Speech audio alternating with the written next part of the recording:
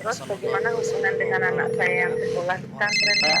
Ini mau nanya, Jika sudah bersuci atau berwudu, Terima kasih, kemudian Bapak. bersentuhan dengan suami, rahimana wa wudunya batal. Bismillah, Assalamualaikum warahmatullahi wabarakatuh. Alhamdulillah, salatu wassalamu ala rasulillah wa ala alihi wa sahbihi wa mawalah. Wa la hawla wa la quwata illa billah ma ba'd. Ma'asyiral muslimin wal muslimat, rahimani wa rahimakumullah jami'an. Pemirsa Fatwa TV dimanapun Anda berada dan para pendengar radio yang dimuliakan oleh Allah Azza wa Jalla. Alhamdulillah, segala puji bagi Allah yang telah memberikan kita kesempatan sehingga kita dapat bertemu sapa kembali di acara yang selalu kita nanti-nanti, yaitu acara live interaktif yang pada kesempatan kali ini bertemakan hidup indah dengan sunnah. Yang insyaAllah akan dibimbing langsung oleh Al-Ustadz Dr. MH Hasan Ayatullah Hafidhahullah Ta'ala, yang beliau merupakan anggota Dewan Fatwa Perhimpunan Al-Irsyad. Dan Alhamdulillah, Allah telah mengizinkan kepada kita, untuk pada kesempatan kali ini Allah telah mengizinkan Al-Ustadz Dr. MH Hasan Ayatullah untuk hadir dan membimbing kita 1 jam yang mendatang, dan beliau telah berada di studio Fatwa Jember. Mari sama-sama kita sapa beliau terlebih dahulu. Assalamualaikum Ustaz. Waalaikumsalam warahmatullahi wabarakatuh. Ahlan wa sahlan. Alhamdulillah khair. Khair insyaAllah Ustaz. Alhamdulillah. InsyaAllah nanti sebentar lagi akan ada sidang saya, sidang Masya fatwa Allah. lagi. Mudah-mudahan Allah mudahkan. Mudah-mudahan Allah mudahkan. Saya insyaAllah datang hadir insyaAllah. Mudah-mudahan bersama antum. Semoga Amin. Allah mudahkan, Allah berikan kesehatan dan umur panjang bagi asatidz kita semua. Amin. Tapi para pemirsa dimanapun Anda berada, acara Hidup Indah dengan Sunnah InsyaAllah akan membersamai kita 1 jam yang akan datang. Dan kepada para pemirsa, nantinya kami harapkan kebersamaannya untuk bisa menelpon langsung atau bertanya langsung kepada Al-Ustadz melalui layanan kami di 0315446087. Dan acara ini direlay juga oleh beberapa radio, yaitu para pemirsa juga bisa mendengarkannya melalui radio seperti Radio Sahabat Tegal, Radio MD FM Probolinggo maksud kami, Radio Sago FM Sumatera Barat, Radio Al-Hikmah Banyuwangi, Radio Tuah FM Riau, dan Radio Mas FM Sragen. Dan sebelum kita mengawali acara ini, mari sama-sama mungkin kita mendengarkan beberapa nasihat dari Al-Ustadz MH Hasan Ayatullah, mungkin bisa menambah semangat kita untuk terus menuntut ilmu di jalan Allah Azza wa Jalla. Baik Ustaz, kami persilahkan. Baik, jazakumullah khairan. Bismillahirrahmanirrahim. Alhamdulillahirabbil alamin. Wal 'aqibatu lil muttaqin wa la 'udwana illa 'alal zalimin. Wa asyhadu an la ilaha illallah ilahul awwalin wal akhirin wa asyhadu anna Muhammadan 'abduhu wa rasuluh sayyidul anbiya'i wal mursalin. Wa ala alihi wa sahabatihi wat tabi'in wa man tabi'ahum bi ihsanin ila yaumiddin, amma ba'd. Kaum muslimin dan muslimat, pemirsa Fatwa TV, pendengar radio sunnah dimanapun antum berada, semoga Allah Azza wa Jal senantiasa memberikan kepada kita kekuatan, taufik, bimbingan dan kemudahan untuk senantiasa menjalankan ketaatan kepadanya. Di antara kenikmatan dan anugerah yang Allah berikan kepada kita ketika kita menjadi umat yang diutus belakangan, diciptakan mendapat umur yang paling pendek, akan tetapi Allah Azza wa Jalla sayang kepada umat ini dengan amal yang sedikit dan modal umur yang tidak panjang, akan tetapi banyak pahala yang Allah lipat gandakan. Di dalam Sahih Bukhari disebutkan, innama ajalukum fima khala minal umam kama baina salatil asri ila maghibis syams. Antara apabila Allah Azza wa Jalla menyatakan sungguhnya perumpamaan antara umur kalian jika dibandingkan dengan umur orang-orang sebelum kalian adalah permisalan antara salat asar sampai tenggelamnya matahari. Kalau seharian penuh orang-orang telah menjalani, maka engkau tinggal tersisa antara salat asar sampai salat maghrib. Wa mathalukum wa mathalul yahudi wan nasara. Perumpamaan kalian sendiri dengan orang Yahudi dan Nasrani, kamathali rajulin istajara ujara, seperti ada orang yang ingin menyewa beberapa tukang. Fayaqulu man ya'malu li min ghadwatin ila nisfin nahari ala qiratin qirat. Siapa yang mau bekerja untuk saya dari pagi sampai siang hari, nanti upahnya 1 qirat 1 qirat. Fa'amilatil yahud, maka orang Yahudi mau untuk bekerja. Thumma yaqulu man ya'malu li min nisfin nahari ila salatil asri ala qiratin qirat. Siapa di antara kalian yang mau bekerja dari sejak pertengahan siang sampai salat asar dan upahnya sama, 1 qirat 1 qirat. Fa'amilatin nasara, kemudian orang-orang Nasrani bekerja. Thumma yaqul man ya'malu li min salatil asri ila maghibis syamsi ala qiratain. Siapa yang akan bekerja untuk saya dari salat asar sampai salat maghrib, upahnya 2 kali lipat, 2 qirat 2 qirat. Fa antum hum, kata Rasulullah sallallahu alaihi wasallam, maka kalianlah yang akan mengerjakannya. Fa ghadibatil yahud wan nasara, maka kaum Yahudi dan Nasrani ngamuk. Ma baluna aktsaru amalan wa aqallu ata'an. Kok bisa kami dapat upah paling sedikit padahal pekerjaan kami paling banyak? Maka Allah Azza wa Jalla menyatakan, ini dalam Sahih Bukhari juga, dalam redaksi yang lain dikatakan fayaqulullah, maka Allah akan berfirman, hal zalamtukum min haqqikum syai'an, apakah aku zalimi kalian, aku kurangi jatah kalian tentang perjanjian yang telah kita sepakati? Fayaquluna la, maka mereka mengatakan tidak, karena kesepakatannya seperti itu. Maka kata Allah Azza wa Jalla, dzalika fadli u'tihi min ibadi man asya, itu adalah keutamaan yang akan aku berikan kepada hambaku siapa yang aku kehendaki. Hadis ini jelas menunjukkan betapa Allah Azza wa Jalla melebihkan umat ini dengan keistimewaan besar pahala sekalipun umur kita pendek. Maka orang yang bijak, kenal agama, mengenal sunnah nabinya sallallahu alaihi wasallam akan memanfaatkan sebaik-baiknya. Dan kita sedang berada pada bulan istimewa. Rasul sallallahu alaihi wasallam menyatakan dalam Sahih Muslim, wa afdalus siyami ba'da Ramadhan syahrullahil muharram. Sebaik-baik puasa setelah puasa yang wajib, yaitu puasa Ramadan, adalah puasa yang dilakukan di bulan Muharram. Para ulama mengatakan bahwa hadis ini menunjukkan anjuran dan motivasi yang kuat untuk memperbanyak puasa di bulan Muharram. Sebagian ulama mengatakan bahwa kita boleh mengadakan puasa, melaksanakan puasa sebulan penuh. Akan tapi wallahu a'lam, pendapat yang lebih dekat kepada kebenaran adalah pendapat ulama yang mengatakan tidak. Akan tetapi ini adalah anjuran untuk memperbanyak puasa di bulan ini, karena ada hadis lain yang sahih dalam riwayat Aisyah radhiyallahu anha yang mengatakan, wa ma ra'aitu Rasulullah sallallahu alaihi wasallam istakmala siyama syahrin qattu illa Ramadan. Aku tidak pernah melihat Rasul sallallahu alaihi wasallam berpuasa sebulan penuh kecuali bulan Ramadan. Sehingga anjuran yang ada pada puasa di bulan Muharram adalah memperbanyak. Kalau seandainya kita sibuk atau tidak mampu untuk memperbanyak puasa, maka setidaknya kita tidak ketinggalan puasa yang dapat menghapus dosa setahun yang lalu. Sebagaimana dalam Sahih Muslim disebutkan, wa shaumu yaumi Asyura ahtasibu 'ala Allah an yukaffira as-sanata allati qablah. Dan puasa Asyura aku berharap kepada Allah dapat menghapus dosa-dosa yang telah lewat 1 tahun sebelumnya. Maka kita mengetahui keistimewaan ini, kita tidak ingin lewatkan.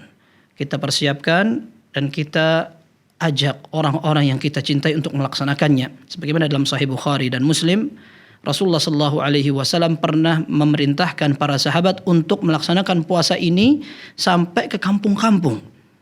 Dalam riwayat seorang sahabiyah yang bernama Rubai' binti Muawwidh radhiyallahu anha, beliau katakan, arsalan Nabi sallallahu alaihi wasallam ghadata Asyura ila qura al-Ansar. Rasulullah SAW mengirim utusan ke kampung-kampung daerah Ansar. Man asbaha minkum sha'iman falyasum wa man kana muftiran falyumsik baqiyata yaumihi. Yang sudah puasa silahkan lanjutkan puasa. Yang belum berpuasa jangan makan sampai terbenam matahari. Rasulullah SAW utus beberapa orang untuk menyampaikan ini pada pagi hari di bulan atau di tanggal 10 Muharram. Maka kata Rubai' binti Muawwidh radhiyallahu anha, fakunna nasumuhu ba'd. Maka setelah itu kita selalu menjadikan momen untuk berpuasa. Wa nusawwimu sibyanana, sampai kita mengajak anak-anak kecil untuk berpuasa. wa naj'alu lahumul lu'bata minal ihn. Kami menyiapkan mereka mainan dari kain yang bisa diwarna-warnai untuk menyibukkan mereka. Fa idza bakau 'ala at-ta'am a'tayna lahum hadhihi al-lu'bata hatta yakuna 'inda al-iftar. Kalau anak-anak kecil nangis karena lapar, kita akan sibukkan mereka dengan permainan itu sampai datang waktu berbuka. Ini menunjukkan bagaimana semangat para sahabiyat sampai mereka mengajak anak-anak untuk terbiasa melaksanakan puasa. Yang jelas, sebagaimana kita ketahui ini adalah kesempatan. Semoga Allah Azza wa Jalla memberikan kita kemudahan untuk melaksanakannya dan kita saling mengingatkan agar kita bisa melaksanakan puasa ini tidak ketinggalan, terlebih apabila kita dapat menggabungkannya dengan puasa sehari sebelumnya, itu tanggal 9. Karena Rasul sallallahu alaihi wasallam ketika mengetahui orang-orang Yahudi juga saling melaksanakan ibadah ini, beliau ingin menyelisihi mereka, maka beliau mengatakan di tahun ke-10, la in baqitu ila qabil la asumanna at-tasi'. Kalau seandainya aku masih hidup tahun depan, aku akan berpuasa tanggal 9-nya juga. Akan tapi ternyata Allah panggil beliau sehingga belum sempat melaksanakannya. Akan tetapi para ulama menyatakan bahwa puasa itu tetap sunnah karena Nabi sallallahu alaihi wasallam telah berniat untuk mengerjakannya. Semoga Allah Azza wa Jalla mudahkan kita semua. Wallahu a'lam bis-shawab. Syukran Ustaz wa jazakumullah khairan atas nasihatnya. Jazakumullahu khairan, barakallahu Semoga ini dapat memberikan semangat bagi kita untuk terus menuntut ilmu di jalan Allah Azza wa Jalla. Ya Ustaz, Masyaallah muslimin, pemirsa Fatwa TV dan pendengar radio dimanapun Anda berada, acara live interaktif Hidup Indah dengan Sunnah bagi para pemirsa di rumah dimanapun Anda berada. Jika ingin bertanya langsung kepada Al-Ustadz, silahkan menghubungi kita di layanan 0331544687. Ya, silahkan menghubungi kami ulangi sekali lagi di layanan kita 0331544687. Tapi Ustadz, sembari menunggu telepon dari para pemirsa Fatwa TV, mungkin kita akan membacakan beberapa pertanyaan yang telah masuk ke meja redaksi kita. Silakan. Langsung saja Ustaz ya. Baik. Ada pertanyaan dari hamba Allah di Riau Ustaz, Kabupaten Kampar, Indonesia. Ustaz, mohon pencerahannya. Di hari Jumat sebelum khatib naik mimbar, kita disunatkan untuk sholat sunnah mutlak sebanyak-banyaknya sampai khatib naik mimbar. Sementara kita tahu bahwa ada larangan salat sunat mutlak pada saat matahari tepat di atas kepala sampai tergelincirnya. Pertanyaannya, apakah ini tidak berlawanan antara kedua nas ini Ustaz? Iya. Syukran. Afwan. Pertanyaan ini benar disebutkan dalam hadis-hadis yang sahih. Hadis yang tadi disebutkan bahwa memang dilarang seorang untuk melaksanakan salat di waktu terlarang. Di antaranya adalah ketika matahari berada tepat di atas kepala kita. Dalam hadis yang sahih Rasulullah SAW melarang itu. 3 sa'atin kana Rasulullah SAW yanhana an nusalliya fihinna wa an naqbura fihinna mautana hina tatlu'u asy-syamsu bazighatan hatta tartafi' wa hina yaqumu qa'imu adh-dhahirati hatta tazul wa hina tadayyaf ay tamilu asy-syamsu lil ghurub. Hadis yang sahih Rasulullah SAW melarang kami pada 3 waktu untuk salat dan menguburkan mayat. Yang pertama adalah ketika terbit matahari. Dibiarkan sampai meninggi matahari itu, baru habis larangan itu. Kemudian yang kedua adalah ketika tepat di atas kepala kita, kita tidak boleh melaksanakan sholat sampai matahari itu tergelincir. Kemudian yang ketiga adalah ketika terbenam matahari. Sedangkan dalam sholat Jumat, para ulama menukil hadis dalam Sahih Muslim bahwa Rasulullah SAW menjelaskan tentang keistimewaan orang yang datang pada hari Jumat. Man ightasala ثم أتى الجمعة فصلى ما قدر له ثم أنصت حتى يفرغ من خطبته غفر له ما بينه وبين الجمعة الأخرى وفضل 3 أيام. Dalam Sahih Muslim disebutkan tidaklah ada orang yang mandi sebelum Jumatan kemudian datang ke sholat Jumat lalu dia sholat yang Allah mudahkan untuk melaksanakannya, sholat sunnah, sampai akhirnya dia ini mendengarkan khutbah. Dia diam untuk mendengarkan khatib, kemudian baru dia salat bersama imam. Setelah itu dia akan mendapatkan pahala diampuni dosanya dari Jumat itu sampai Jumat sebelumnya atau sesudahnya. Artinya 1 pekan dia akan diampuni dosanya, wa fadlu 3 ayyam, dan tambah 3 hari lagi. Nah, dari hadis yang Sahih Muslim ini sampai disebutkan bahwa beberapa kalangan sahabat maupun tabi'in, mereka ketika datang awal ke masjid akan melaksanakan sholat sampai Umar bin Khattab waktu itu keluar untuk berkhutbah. Dalam riwayat Muwatta Imam Malik rahimahullah disebutkan kanu fi zamani Umar yusallun hatta yakhruja Umar. Mereka di zaman Umar yaitu para sahabat dan tabi'in ketika hari Jumat yusalluna yaumal jumu'ati hatta yakhruja Umar. Mereka melaksanakan sholat sunnah sampai Umar keluar untuk berkhutbah. Sehingga sebagian ulama mengatakan memang ada anjuran untuk bertanaful atau melaksanakan sholat sunnah sampai khatibnya datang. Tapi bagaimana, bertentangan atau tidak? Para ulama mengatakan ada yang mengatakan ini adalah pengecualian. Ini adalah pengecualian dan larangan sholat pada saat matahari di atas kepala merupakan sebuah pengecualian dari larangan itu yang di selain sholat Jumat. Sebagian ulama seperti Malikiyah justru mengatakan bukan larangan, sudah hari Jumat pokoknya memang tidak terlarang karena itu dibolehkan seperti itu.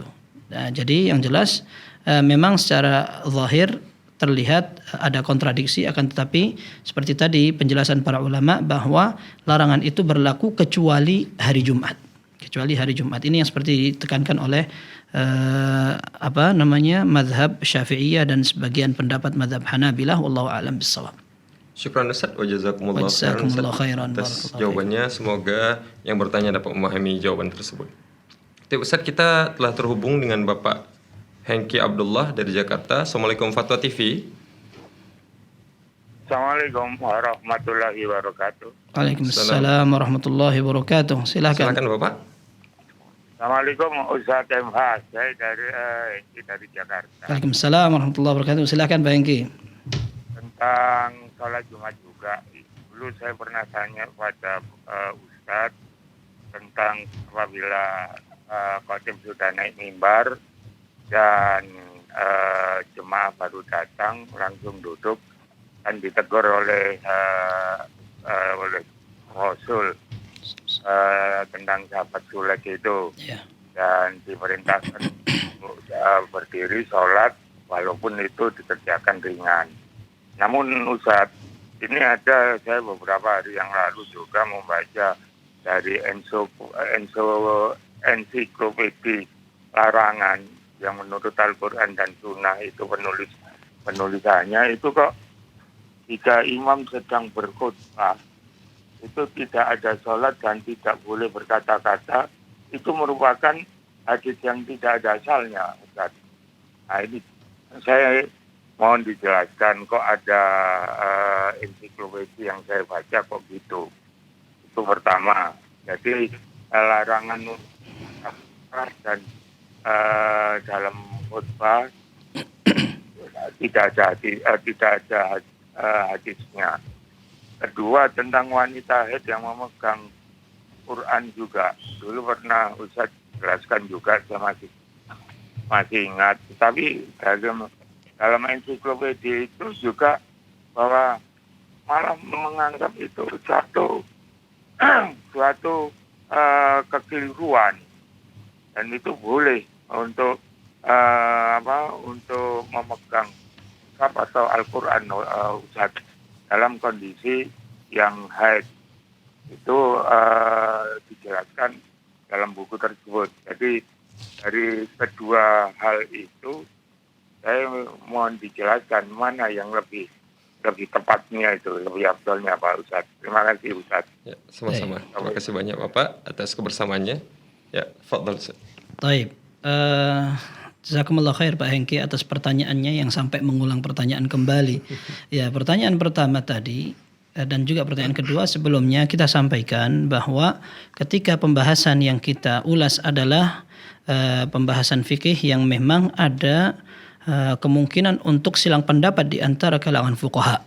Kemudian selama ada dalil pada masing-masing pendapat itu, maka kita yakini bahwa ijtihad atau pintu untuk beberapa perbedaan pendapat dan fatwa adalah hal yang biasa.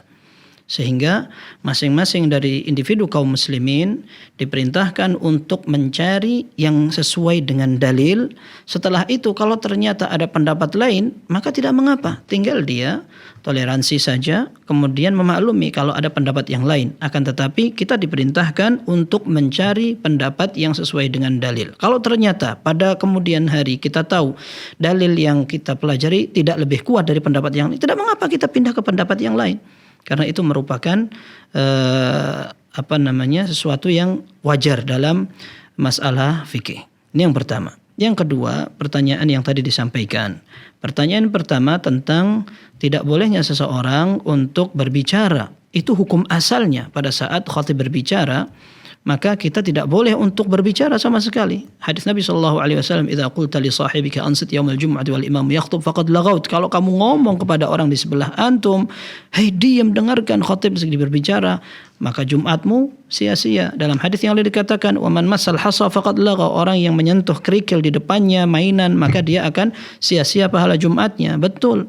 Akan tetapi ketika ada orang yang datang untuk melaksanakan sholat Jumat, lalu dia kebetulan datang pada saat khatib sedang berkhutbah, maka perintah untuk melaksanakan sholat 2 rakaat tahiyatul masjid tidak gugur. Tapi yang benar dia tetap melaksanakan sholat 2 rakaat tahiyatul masjid, akan tapi wal yatajawwaz fihima, hendaklah dia percepat sholatnya agar tuntutan untuk melaksanakan sholat sunnah terlaksana. Yang kedua, yang lebih wajib adalah mendengarkan khutbah Jumat. Hadis tentang Sulaik al-Ghadafani itu merupakan nas yang menunjukkan, nas itu artinya adalah keterangan yang tegas yang menunjukkan dalam masalah ini. Orang yang datang untuk melaksanakan Jumatan kok ternyata terlambat sampai khatibnya sudah naik mimbar, maka dia tetap boleh untuk melaksanakan sholat tahiyatul masjid, dan itu yang afdal. Karena buktinya Rasul Shallallahu Alaihi Wasallam memerintahkan orang yang sudah duduk untuk berdiri lagi. Sekalipun sebagian ulama mengatakan melalui beberapa riwayat Rasul Shallallahu Alaihi Wasallam ingin memperkenalkan sang sahabat ini, kepada kaum muslimin yang lain bahwa orang ini adalah orang yang miskin, sehingga kalian nanti yang datang kalau melihat orang ini dalam penampilan yang memang mengenaskan seperti itu, kalian bisa bersedekah kepada dia. Maka orang ini disuruh untuk berdiri agar dilihat. Ini menurut sebagian ulama. Akan tapi itu adalah illah atau alasan yang perlu dicarikan dalil secara tegas. Tapi yang tegas dalam riwayat ini adalah Rasulullah SAW memerintahkan orang itu untuk bangun lagi melaksanakan tahiyatul masjid. Nah, maka pendapat yang lebih aman adalah melaksanakan itu. Taib, yang lebih aman lagi apa? Jangan terlambat ketika datang sholat Jumat. Datang awal sebelum khatib naik mimbar agar kita dicatat sebagai orang yang memiliki pahala yang besar. Kita tahu dalam Sahih Bukhari dan Muslim hadis Abu Hurairah, orang yang datang di saat awal dia akan seperti mendapat pahala orang berkorban unta, yang kedua seperti sapi, yang ketiga seperti kambing bertanduk, kemudian yang keempat seperti ayam, yang kelima seperti telur. Nah, kita ini langganan korban telur pun sudah pecah, nggak dapat. Nah, ini berarti kan Jumatnya sampai bermasalah, sehingga orang sering bertanya, gimana nih kalau saya dapat sholat Jumat, dapat rakaat terakhir setelah imam selesai ruku'. Nah, ini ada khilaf lagi di antara para ulama mengatakan orang yang dapat sholat Jumat di rakaat kedua setelah ruku'nya imam berarti dia nggak dapat. Berarti dia perlu melengkapkan sholatnya menjadi sholat zuhur. Meskipun ini wallahu alam bisa jadi ada khilafnya. Nah, maka untuk menghindari hal-hal itu datang awal. Ya, kita sadari bahwa sholat Jumat adalah kebutuhan kita. Bukan kepentingan dan kewajiban saja, akan tapi kebutuhan kita agar kita bisa mengumpul pahala yang banyak seperti itu. Wallahu alam bissawab. Pertanyaan kedua tentang masalah wanita haid. Betul, Ana sudah pernah sampaikan dan Ana ingat bahwa memang tidak ada dalil secara tegas yang sahih yang menunjukkan bahwa wanita haid tidak boleh menyentuh mushaf, kecuali hadis-hadis yang atau dalil yang sahih, akan tetapi penalaran dan penggunaannya tidak tegas. Seperti contohnya dalam Al-Quran dikatakan la yamassuhu illal mutahharun, tidak boleh ada yang menyentuh kitab itu kecuali yang disucikan. Nah, sebagian ulama mengatakan ini sudah jelas Al-Quran, tidak hadis yang dhaif atau yang lemah, akan tetapi tafsiran dari al-mutahharun adalah para malaikat. Nah, bukan orang-orang yang sudah berwudu atau mandi besar, tidak seperti itu. Sehingga sebagian ulama mengatakan penggunaan ayat itu sebagai alasan untuk mengatakan tidak boleh seorang wanita haid yang menyentuh mushaf pada saat dia dalam kondisi haidnya adalah pendalilan atau penalaran yang kurang pas. Itu menurut sebagian mazhab. Mazhab yang lain menggunakan ayat itu. Nah, kemudian ada hadis lain yang mengatakan la yamassal qur'ana illa tahir. Tidak boleh ada yang menyentuh Al-Qur'an kecuali orang yang suci. Dan itu juga dalil yang memang tegas, hanya dalam periwayatannya ada sedikit perbincangan. Sehingga kita tadi simpulkan bahwa memang tidak ada keterangan yang tegas secara makna, akan tetapi juga sahih secara riwayat. Nah, akan tetapi ketika para ulama ahlul madzhab al-arba'ah atau orang-orang yang diikuti mazhabnya, ilmunya, kemudian juga pemahamannya, mereka menjadikan ini adalah sebuah ranah khilaf. Maka keluar dari khilaf para ulama lebih aman. Ya, artinya bagaimana kita keluar dari khilaf? Kita mengerjakan tindakan yang tidak disalahkan oleh semua pihak. Kalau seandainya kita tidak menyentuh mushaf, maka kita aman dari pendapat yang menyalahkan, dan kita oleh pendapat yang tidak menyalahkan pun tidak disalahkan kalau kita tidak menyentuh mushaf. Ya, kalau kita misalkan sedang tidak suci, ada seorang wanita yang haid, kemudian dia sentuh mushaf, menurut pendapat yang tidak membolehkan, maka dia akan disalahkan. Akan tapi kalau dia tidak menyentuh mushaf, maka dia tidak disalahkan sekalipun oleh pendapat yang sama dengan dia. Tidak disalahkan. Kok kamu tidak menyentuh mushaf? Kamu itu gara-gara punya pemahaman yang keliru misalkan. Dia tidak menyalahkan. Nah, kalau kamu tidak mau menyentuh mushaf, ya sudah, tidak masalah. Seperti itu. Nah, maka keluar dari khilaf atau persilang pendapat di antara para ulama itu lebih aman. Kemudian sekarang alhamdulillah para ulama telah memberikan jalan keluar, solusi. Kalau dulu para ulama menyebutkan boleh menyentuh mushaf tapi dengan hail atau dengan pembatas, entah kayu maupun kain. Akan tapi zaman sekarang sudah gampang, tidak perlu seperti itu, menggunakan gadget saja sudah mudah. Maka untuk apa kita mempersulit diri dalam hal yang demikian? Wallahu a'lam bishawab. Syukran Ustaz wa jazakumullah khairan atas jawabannya. Semoga Bapak Hengki Abdullah dari Jakarta bisa memahami pertanyaannya. Tapi Ustaz, kita telah terhubung kembali dengan penanya lainnya. Ustaz, ada Bapak Ruslan di Banjarmasin. Assalamualaikum Fatwa TV. Waalaikumsalam warahmatullahi wabarakatuh. Ya, silakan Bapak. Assalamualaikum Pak Ustaz. Waalaikumsalam warahmatullahi wabarakatuh. Ahlan Pak Ruslan. Saya ini mau bertanya tentang 10 Muharram. Di kampung kami masyarakat setiap tahun mengadakan di 10 Muharram itu dalam acara memasak bubur. Apakah ini ada hadisnya Rasulullah Shallallahu Alaihi Wasallam? Apakah ini perbuatan bid'ah? Itu buburnya dari Arab apa dari Banjarmasin, Pak? Buburnya? Ini bubur di kampung, Pak. Oh, bukan. Berarti Rasulullah SAW nggak pernah. Ya. Kalau buburnya dari Madinah, masih ada kemungkinan kalau pertanyaan itu apakah juga turun-temurun begitu. Tapi kalau enggak mungkin ya berarti bubur Banjarmasin. Nah, ada pertanyaan lagi Pak Ruslan. Silakan dilanjutkan. Begini, tradisi di masyarakat di kampung kami ini setiap apabila 10 Muharram memasak bubur begitu. Yeah. Nah, buburnya itu dibagi-bagi ke seluruh masyarakat. Apakah ini ada dalil seperti itu dari Rasulullah Shallallahu Alaihi Wasallam? Iya. Ya, satu pertanyaan lagi Pak Ustaz. Iya, silakan. Tentang masalah menyentuh Al-Quran. Kan sekarang ini ada orang yang menjual Al-Quran berkeping-keping begitu 30 keping, yaitu per juz, ya. Juz. Iya, per juz. Kalau istilahnya diambil 1 juz, lalu batal wudunya, apakah ini boleh menyentuhnya begitu? Cukup Bapak? Cukup ya. Ya. Assalamualaikum warahmatullahi wabarakatuh. Waalaikumsalam warahmatullahi wabarakatuh. Baik, Pak Ruslan, jazakumullah khairan.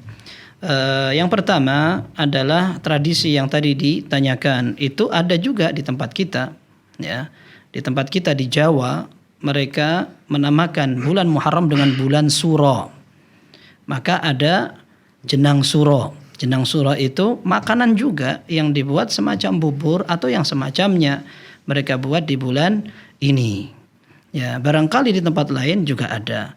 Itu adat memasak bubur. Barangkali lebih menarik daripada kebiasaan sebagian orang, mereka memandikan keris. Ya, memandikan keris. Ada bubur yang bau. Ya, tapi bukan bubur itu namanya, tapi kotoran kerbau. Mereka juga berburu di bulan Suro. Ya, itu namanya tradisi. Dan tradisi ini ketika dikaitkan dengan ibadah, maka akan membutuhkan dalil. Kalau seandainya tidak ada dalilnya, maka kita harus tinggalkan karena memang akan bertentangan dengan syariat Islam. Kalau seandainya dijadikan sebuah budaya, maka budaya itu apabila tidak bertentangan dengan syariat, maka bisa dilaksanakan. Budaya memberi, budaya berbagi, tidak masalah. Akan tetapi ketika dikaitkan dengan syariat, dikhususkan pada bulan tertentu, kemudian dinilai itu adalah sebuah ibadah, maka seperti yang kita sebutkan tadi membutuhkan dalil. Yang repot bukan karena kita menyalahkan, tapi kita akan disalahkan kalau kita tidak mengerjakan itu. Itu menunjukkan bahwa mereka sebenarnya mensakralkan. Maka wallahu a'lam, kalau seandainya itu dinilai sebuah ibadah, maka tidak ada contohnya. Karena seperti yang tadi sudah langsung saya tanyakan, itu bubur dari mana? Ya, kalau seandainya bubur dari Madinah masih ada kemungkinan, oh ini jangan-jangan memang dulu terbiasa ada pembuatan bubur. Memang pembuatan bubur ada dulu. Ya, akan tetapi tidak dikhususkan untuk bulan Muharram seperti itu. Wallahu a'lam bishawab. Kemudian pertanyaan kedua tentang menyentuh mushaf apabila dia dibuat per juz. Ya, apakah sama larangan menyentuh mushaf yang 30 juz dengan yang 1 juz? Kita katakan bukan masalah per juz atau 30 juznya, akan tetapi kembali kepada ranah khilaf di antara para ulama, silang pendapat tentang hukum menyentuh mushaf. Barangkali kita pernah juga jelaskan pada kesempatan seperti ini bahwa itu merupakan perbedaan di antara para ulama. Dan dalil yang ditanyakan juga hampir sama dengan pertanyaan sebelum ini. Di antara dalil mereka adalah la yamassuhu ilal mutahharun, tidak boleh menyentuh kecuali orang yang disucikan. Akan tetapi memang itu adalah tafsir yang barangkali tidak pas sekali dengan apa yang mereka sampaikan. Intinya selama ini merupakan ranah khilaf, maka kita lebih baik berhati-hati. Tidak ada susahnya ketika kita ingin berwudu kemudian menyentuh mushaf. Itu lebih afdal, para ulama sepakat itu lebih afdal. Itu lebih utama dan lebih khusyuk ketika kita akan membaca daripada compang-camping, capek, berdebu dan segalanya. Kita wudhu terlebih dahulu, kemudian lebih segar, fresh, kita membaca Al-Quran. Itu lebih utama. Adapun per juz atau tidak, maka tidak membedakan. Ya, mau dibuat 1 juz bahkan lebih sedikit dari itu, maka tidak membedakan hukumnya, karena dulu di zaman sahabat pun mushaf tidak langsung dicetak dalam bentuk lembaran yang rapi seperti zaman sekarang. Bahkan mushaf maupun hadis ditulis dalam lembaran-lembaran seadanya. Maka hukumnya tidak berkaitan dengan pembagian per juz, per lembar dan sebagainya, akan tapi pada yang kita bahas tadi. Wallahu a'lam bishawab. Syukran Ustaz, wa jazakumullah khairan. Wa jazakumullahu khairan, barakallahu fiikum. Semoga Bapak Ruslan dari Banjarmasin bisa memahami jawaban dari Pak Ustaz. Ya Ustaz, mungkin belum ada lagi penelpon yang masuk. Kita akan lanjutkan ke pertanyaan selanjutnya Ustaz. Baik. Ada pertanyaan dari Meila di Jawa Barat. Assalamualaikum warahmatullahi wabarakatuh. Ustaz, afwan izin bertanya Ustaz. Maksud dan contoh dari hadis di bawah ini seperti apa? Barang siapa yang terbunuh ketika mempertahankan hartanya, maka ia syahid. Barang siapa yang terbunuh ketika mempertahankan agamanya, maka ia syahid. Barang siapa yang terbunuh ketika mempertahankan darahnya, maka ia syahid. Barang siapa yang terbunuh ketika membela keluarganya, maka ia syahid.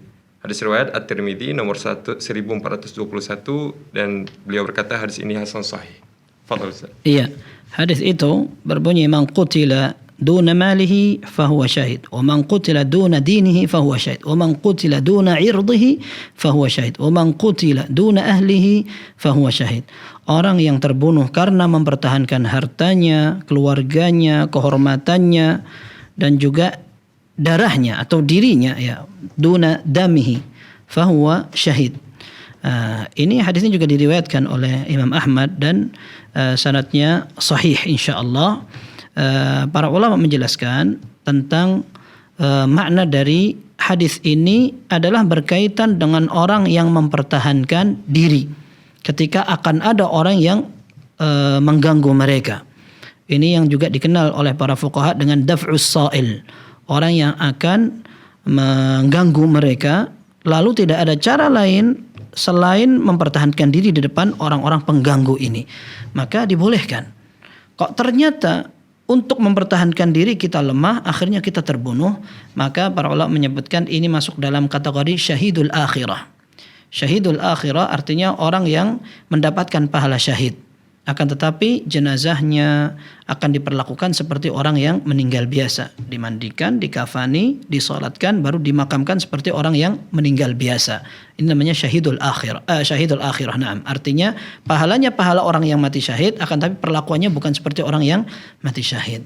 Dan ini menjadi pahala orang yang berusaha untuk mempertahankan 4 hal tadi yang disebutkan. Mempertahankan keluarga, darah, kehormatan, dan juga agamanya. Ini semua memang dalam syariat harus dipertahankan. Dalam Sahih Muslim disebutkan bahwa seorang datang kepada Nabi SAW maka mengatakan, ya Rasulullah, ara'aita in ja'ani rajulun arada mali. Ya Rasulullah, pendapat antum bagaimana apabila ada orang yang ingin merampas hartaku? Maka kata Rasulullah SAW, la tu'tihi malak, jangan kamu kasihkan uangmu. Qala ara'aita in qatalani. Ya Rasulullah, pendapat antum bagaimana kalau dia menyerangku? Qatilhu, pertahankan. Serang dia atau pertahankan dirimu untuk menghadapi serangan dia. Ya Rasulullah, ara'aita in qatalani. Ya Rasulullah, bagaimana pendapat antum kalau dia justru membunuh aku? Kata Nabi SAW, fa anta syahid. Kamu yang mati syahid insyaallah. Ya Rasulullah, ara'aita in qataltuhu. Kalau sebaliknya bagaimana? Aku yang berhasil membunuh dia. Kata Rasulullah SAW, huwa finnar. Dia di neraka. Ini dalam Sahih Muslim. Al-Imam An-Nawawi rahimahullah mengatakan ini anjuran untuk mempertahankan kepemilikan seseorang agar jangan mudah untuk dirampas orang lain. Kemudian apabila dia mau tidak mau harus membunuh orang yang menyerang dia, kalau dia tidak bunuh maka dia terbunuh, maka orang ini dimaafkan, ditoleransi.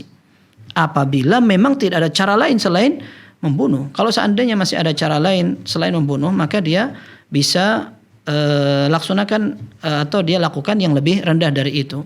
Dan dalam beberapa riwayat, kalau tidak salah Nasai, disebutkan dia perlu untuk mengingatkan si pembunuh untuk bertakwa kepada Allah. Hati-hati antum, hati-hati antum. Kalau ternyata masih terus, maka dia boleh untuk mempertahankan diri. Kalau dia ternyata terbunuh, maka dia mendapatkan pahala syahid karena dia melaksanakan hal yang benar. Dia mempertahankan diri. Kalau orang yang menyerang justru mati, maka dia masuk neraka karena dia sudah melakukan kesalahan, ingin berusaha merusak kehormatan seorang dan lain sebagainya. Wallahu a'lam bissawab. Syukran Ustaz, wa jazakumullah khairan. Wa jazakumullah khairan, barakallahu fiikum. Semoga Allah memberikan kepada kita taufik dan hidayahnya. Amin, amin. Tapi Ustaz, kita telah terhubung dengan penelpon dari Bapak Muhammad Dawami di Jambi, Ustaz. Baik. Assalamualaikum Fatwa TV. Waalaikumsalam warahmatullahi wabarakatuh. Ya, silakan Bapak. Assalamualaikum Pak Ustaz. Waalaikumsalam warahmatullahi wabarakatuh. Ahlan Pak Muhammad. Ya, saya ini tanya Pak Ustaz. Iya. Karena kami di desa kami ini imam rawatibnya jarang hadir yang 5 waktu. Jadi ada seorang itu bacaan Fatihahnya tidak sempurna, ruku sujudnya pun tidak sempurna, tapi disuruh jadi imam, itu bagaimana hukumnya Pak Ustaz? Baik. Cukup Bapak? Ya, karena itu yang sholat mengimami itu waktu zuhur dan asar kan sir itu. Iya. Dijaharkan. Lalu di waktu maghrib dan isya ya sangat ketahuan bacaan Fatihahnya itu tidak fasih gitu. Iya. Itu bagaimana hukumnya? Baik. Cukup Bapak ya? Ya, Assalamualaikum. Waalaikumsalam warahmatullahi wabarakatuh. Tafadhal, Ustaz. Baik, hukum asalnya orang yang berhak menjadi imam adalah orang yang paling banyak hafalannya. Rasulullah SAW dalam hadis yang sahih menyatakan, liya ummal qauma aqra'uhum li kitabillah. Hendaklah orang yang menjadi imam adalah orang yang paling aqra, paling qari.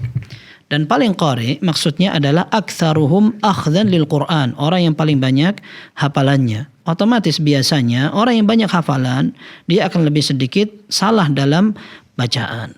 Kok ternyata imam ratibnya sering ketinggalan, sering terlambat atau sering sibuk, mungkin perlu diingatkan.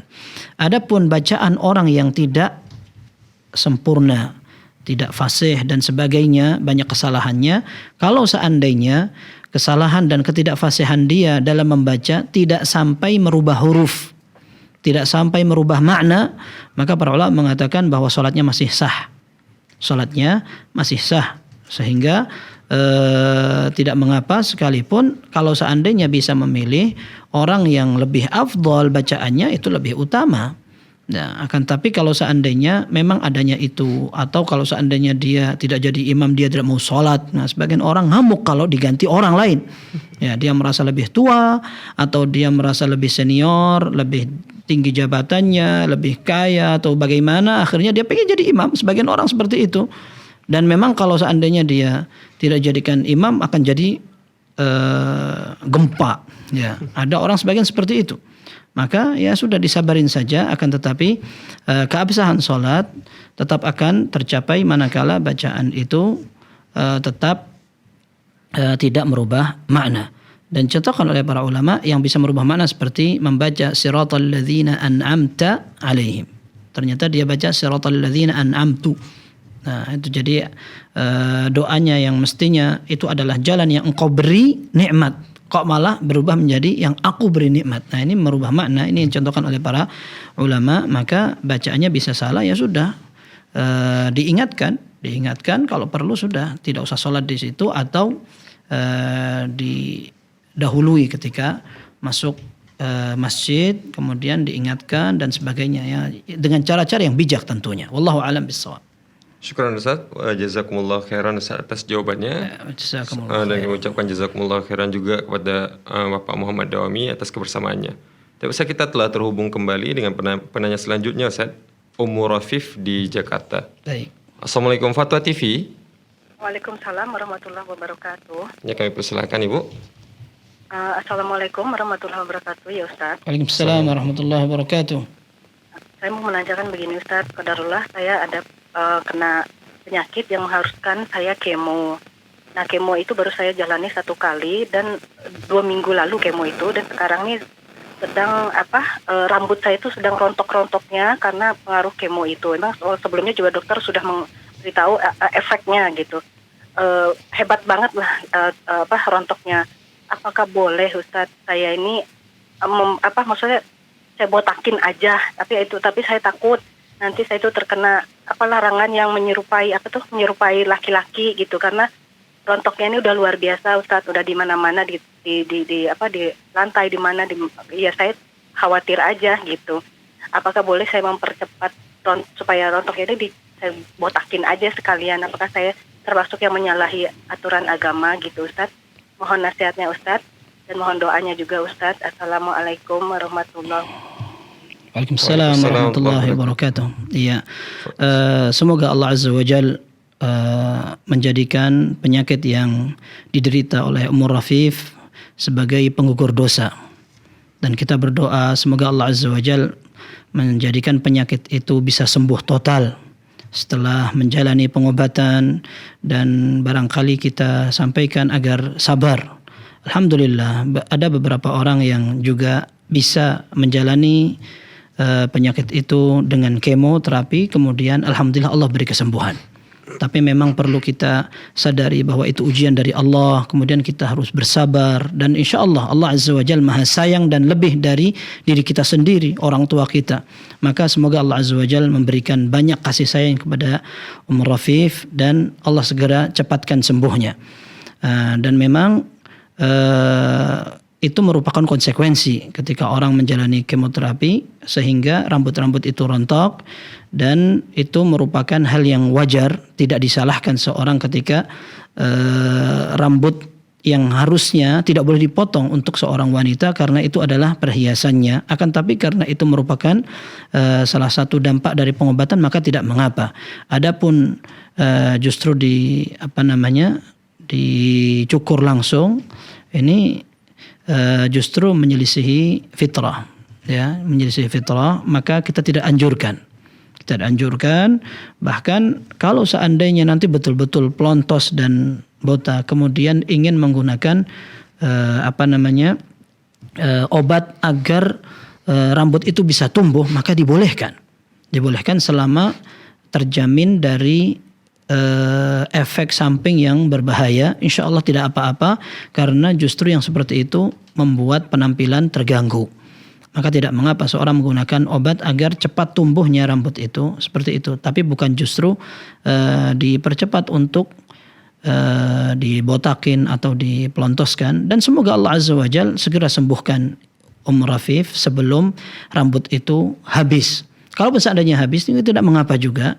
Tapi semoga setelah kesembuhan itu dicapai, insya Allah rambut itu kembali tumbuh dan kemudian mendapatkan kesembuhan total dengan izin Allah Subhanahu wa taala. Wallahu a'lam bissawab.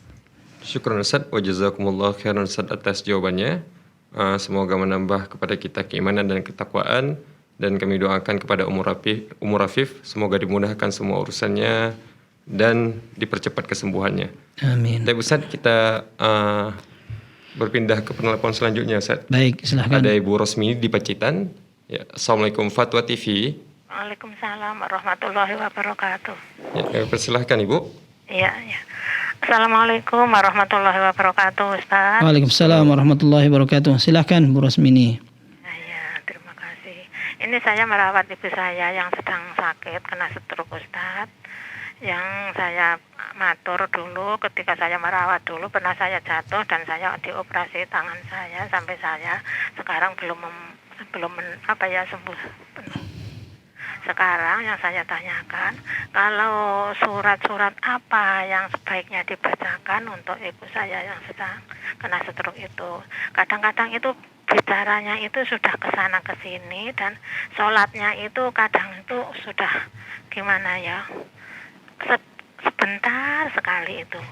Kalau diwudoni itu sudah diambilin bagiannya, itu sholatnya cuma berapa detik, berapa menit, tidak ada sampai berapa menit gitu.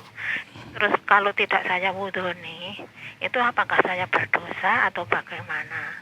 Dan kalau diajarin yang kalimat-kalimat yang diizinkan Allah dan disunahkan Rasulullah itu juga sangat sulit. Itu bagaimana caranya untuk mendoakan agar diberi hidayah dan mau menerima ajaran-ajaran Islam yang sebenarnya. Karena yang sering dibaca itu namanya pujian. Itu Masya Allah Ustaz, saya kadang-kadang sampai menangis. Itu katanya ya pujian itu sudah benar sekali. Saya ingatkan itu tidak ada tuntunan dari Rasulullah. Itu tidak ada pahalanya, Bu. Ya masa itu tidak ada, ya adalah sedikit. Itu tidak ada yang diajarkan dari Rasulullah dan difirmankan Allah. Cuma dianya ada aja. Sering dibaca itu puji-pujian Ustaz. Sebagaimana cara, ya memang Allah lah sebaiknya. Saya kira sekian aja dulu Ustaz. Baik. Terima kasih jawabannya. Jazakallahu khairan. Jazakumullah khairan. Warahmatullahi wabarakatuh. Waalaikumsalam warahmatullahi wabarakatuh.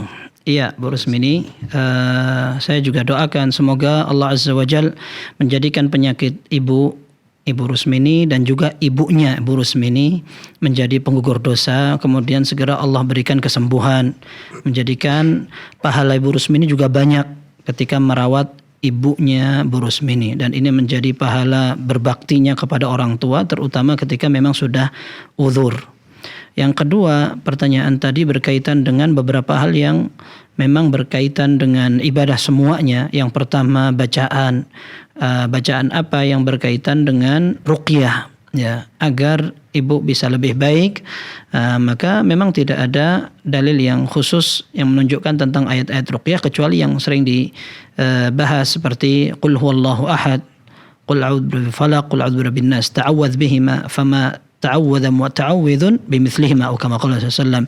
Mintalah perlindungan kepada Allah dengan qul huwallahu ahad, qul a'udzu birabbil falaq, qul a'udzu birabbin nas. Tidak ada yang bisa meminta perlindungan seperti dengan surat-surat itu. Kemudian juga dengan ayat kursi. Ayat kursi orang yang membaca akan terselamatkan dari syaitan.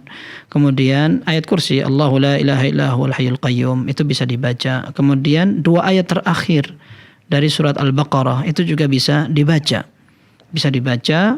Kalau seandainya repot untuk membaca ayat-ayat yang itu, bisa dibaca semua apa aja suratnya. Ya, Al-Fatihah dibaca, kemudian Al-Baqarah dibaca. Kita tahu bahwa syaitan yafirru min baitin yuqra'u fiha suratul Baqarah. Setan akan lari terbirit-birit dari rumah yang dibacakan surat Al-Baqarah. Maka kita baca itu. Tidak apa-apa. Mana saja yang mudah untuk kita bacakan, bacakan. InsyaAllah manfaat. Kemudian berikutnya untuk orang yang sudah tua dan sepuh, uzur, bahkan pikun. Ya, para ulama mengatakan bahwa tuntutan untuk beribadah sudah tidak ada. Kalau seandainya betul-betul pikun, kalau masih bisa untuk melaksanakan salat, maka diperintahkan salat. Kalau sudah pikun, maka itu di antara tandanya tadi, wallahu a'lam, di antara tandanya adalah lupa waktu salat, kemudian gerakan salat dan sebagainya, sehingga bisa jadi pengingatnya sudah mulai berkurang. Pengingatannya sudah mulai berkurang dan ketika akan melaksanakan sholat dia sudah lupa rukuk itu bagaimana, sujud bagaimana. Maka diingatkan sebisanya. Kalau seandainya diwudukkan atau tidak diwudukkan. Kalau memang masih kemungkinan sholatnya masih bisa terlaksana, maka diwudukkan sebisa mungkin. Itu pun juga sesuai dengan kemampuan Bu Rusmini. Kalau seandainya Bu Rusmini tidak mampu, lalu minta bantuan kepada saudari atau kepada anak atau cucu juga, insya Allah tidak mengapa. Tapi memang orang yang akan melaksanakan sholat diperintahkan untuk berwuduk. Kalau memang nggak mampu lagi, ya setidaknya wuduk, kemudian diwudukkan sebisanya. Seperti itu. Wallahu a'lam bissawab. Kalau seandainya doa-doa yang dinukil dari Nabi sallallahu alaihi wasallam juga terasa berat untuk dilaksanakan, maka didoakan dengan bahasa Indonesia tidak mengapa. Ya, didoakan dengan bahasa Indonesia agar Ibu Rusmini dan juga ibunya Ibu Rusmini mudah untuk melaksanakan ibadah. Kemudian mudah-mudahan kalau banyak kekurangan diampuni kesalahan-kesalahan itu dan dimaklumi oleh Allah Azza wa Jalla. Kemudian kalau ternyata ibunya Ibu Rusmini masih memiliki beberapa kebiasaan yang dulu pernah dilakukan dan ketika Bu Rusmini sudah berusaha untuk menasihati, baca yang ini saja sesuai sunnah, kalau yang ini tidak sesuai sunnah tidak usah. Kalau ternyata masih susah untuk menerima, maka kita tidak memiliki tanggung jawab selain yang kita mampu. Yang kedua, semoga Allah Azza wa Jalla mengampuni dan memaklumi, dan insya Allah memaklumi karena memang itu yang dipelajari sejak lama. Kalau ternyata memang tidak ada tuntunan dari Nabi Shallallahu Alaihi Wasallam, Rasul tidak mengajarkan, dalam Al-Quran juga tidak ada, tapi ternyata itu saja yang dipakai untuk berdoa, maka barangkali itu yang sudah dimampu diingat pada waktu muda. Itu yang dikatakan oleh orang Arab, man syabba ala syai'in syaba alaih. Anak muda yang memiliki sebuah kebiasaan itulah yang akan dilaksanakan pada saat usia tua. Nah, semoga Allah Azza wa Jalla memberikan kemudahan kepada kita semua, kepada ibu dan juga ibunya ibu, dan semoga Allah Azza wa Jalla memberikan pahala yang banyak dalam menjalani aktivitas ini. Wallahu a'lam bissawab. Syukran Ustaz wa jazakumullah khairan Ustaz atas jawabannya. Semoga Allah menambahkan taufik dan hidayahnya kepada kita semua. Tapi Ustaz, mungkin pertanyaan terakhir Ustaz. Baik, masih ada waktu sekitar 5 menit lagi. Kita bacakan satu lagi pertanyaan. Ustaz, ada pertanyaan dari Dinar Mailinda Ustaz dari Lampung. Bismillah, Assalamualaikum warahmatullahi wabarakatuh. Ustaz, bagaimana cara menghilangkan perasaan suka dengan laki-laki yang tidak sholat tapi bahagia hidupnya dan bahkan bertatu? Bahkan dia sudah punya anak 2 dan istri. Tetapi ketika saat lihat Ana, kayak ada perasaan sama Ana, begitupun Ana. Bagaimana cara menghilangkan semua ini Ustaz? Baik. ini beberapa pertanyaan yang memiliki beberapa cabang dan poin, akan tetapi yang Anda sampaikan yang paling penting adalah yang pertama, barangkali penilaiannya perlu diperbaiki. Penilaian dan pandangan pertama, kok dia bahagia? Kita katakan bahwa kebahagiaan itu tidak hanya yang kita lihat saja. Mungkin itu yang kita lihat karena sudah penilaiannya terlalu subjektif. Ya, karena tadi pertanyaan belakangnya ada, kok ada perasaan gimana, dan memang sudah susah sehingga kita sudah senang maksudnya.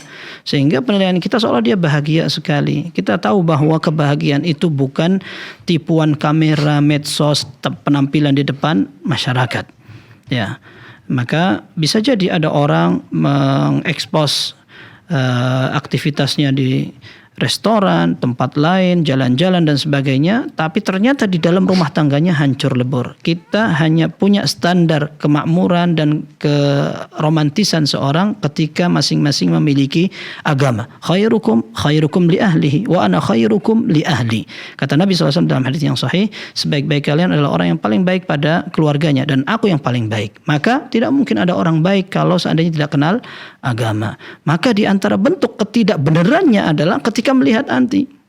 Melihat anti kok ternyata seperti tertarik. Harusnya bagaimana? Harusnya tidak usah melihat yang lain-lain yang tidak halal.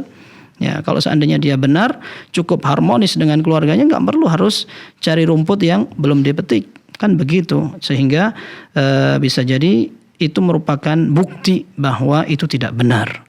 Nah, sekarang tugasnya apa? Tugasnya adalah jangan memandang dengan pandangan-pandangan yang bebas dan liar. Akan tapi ghaddul basar, tundukkan pandangan, palingkan pandangan dari orang-orang yang bukan mahram dan bukan halal. Bukan karena dia sudah punya anak dan istri, karena seorang laki-laki bebas saja untuk menambah istrinya 2, 3, 4 itu adalah hal yang halal. Akan tetapi ketika penilaian itu ternyata dia tidak sholat, tidak kenal agama, kok dikatakan itu baik, maka ini adalah penilaian yang salah. Dan ada satu hadis yang menyatakan al-mar'atu auratun fa idza kharajat istashrafaha syaitan. Seorang wanita itu adalah aurat ketika keluar diperindah oleh syaitan. Maka jangan menjadi kawan syaitan untuk menjerumuskan lawan jenis kepada hal yang diharamkan. Palingkan pandangan, jaga penampilan dan berdoa kepada Allah semoga mendapatkan pasangan yang bisa membantu dalam menjalankan ketaatan kepada Allah. Wallahu a'lam bishawab.